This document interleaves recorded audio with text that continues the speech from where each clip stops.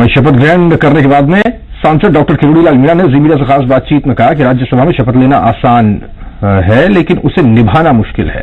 किरोड़ी मीणा ने कहा कि राजस्थान की जनता के हित के लिए पूरी तरीके से वो प्रतिबद्ध हैं और समस्याओं को सदन में उठाकर समाधान करवाया जाएगा। वहीं SC/ST एक्ट के मामले में विरोध प्रदर्शन पर किरोड़ीलाल मीणा ने पलटवार किया। उन्होंने कहा कि प्रदर्शनों के दौरान PM-CM के खिलाफ नारे लगे, जिससे पता चलता है कि कांग्रेस ने हालात को भड़काने का काम किया। उन्होंने विधानसभा चुनाव में बीजेपी की जीत का दावा किया है। राजस्थान से राज्यसभा सांसद किरोड़ीलाल मीणा आज शपथ लेकर बाहर निकले हैं। बात करते हैं, शपथ आपने आज ले ली है, अब आगे के इरादों के बारे में जानना चाहेंगे। शपथ लेना तो सरल है, पर निभाना ही कठिन है। तो कठिन कार्य को भी संभव करेंगे, इस इरादे के साथ राज्यसभा में आए।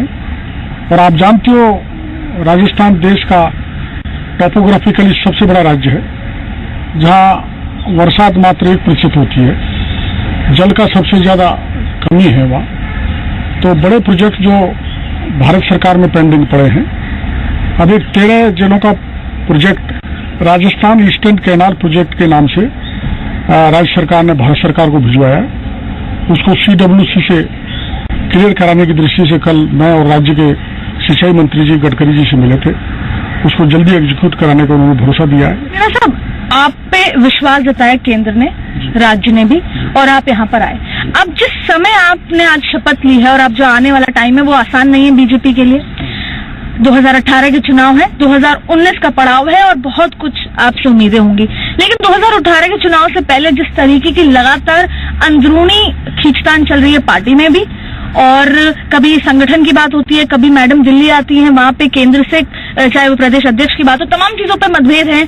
कैसे ऐसे माहौल में 2018 की वो जंग जो बार बार बीजेपी कहती है कि हम जीत जाएंगे, और ऐसे में कांग्रेस का मनोबल बढ़ रहा है? तो आप जानते हो, भारतीय जनता पार्टी का संगठन का कार्य या सत्ताधारियों का कार्य परिस्थिति निरपेक्ष, विषम परिस्थिति से घबराने वाले नहीं है। आपने चुनौती गुजरात में भी देखी।